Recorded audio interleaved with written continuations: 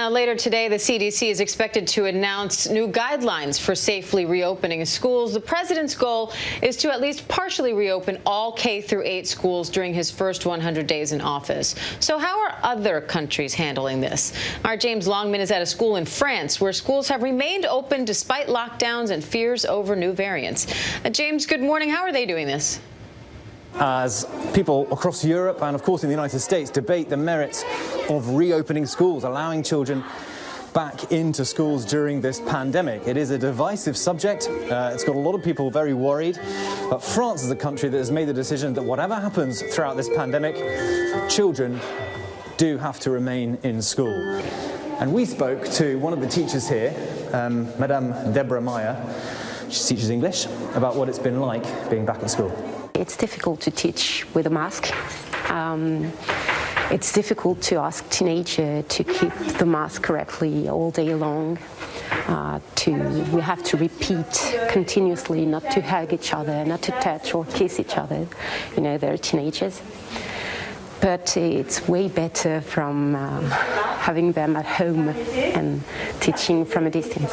About 50% of the students that come to this school are from middle-class backgrounds, but 25% or so come from a very poor neighbourhood, about just south of the school. And about 25% come from a wealthy neighbourhood that way. And the teachers here say that they saw a huge difference in the uptake from children when they came back after the first lockdown, in the progress they'd made whilst they'd been at home. Those students from the wealthier neighbourhood came back and it was like they'd never been away. But the students from the deprived parts of town came back and they had learnt nothing in lockdown. And that's after 2 months. There are some parts of the world where schools haven't opened for at least 8 months. Some of our students don't have computers or only one for the whole family. Some of them have parents who were still working and couldn't be there to help them, or sometimes they were still at home but don't have the abilities to help them. So there is this social gap. But as well for them, I mean, not being with their friends, you know, I think in some families maybe there are difficulties or violence or something, and somehow school is a way to escape all of these. Yeah. Now, I just wanted to bring you down to the canteen here at the school because, of course, when your kids here, they're not just learning, they've got to live, they've got to eat. And this school has had to make some changes as well. So when students arrive, they can't touch any of the food themselves, they need to be served. When they head over to a table, you'll see they've been spread out. They've got little stickers here telling them where they're allowed to sit.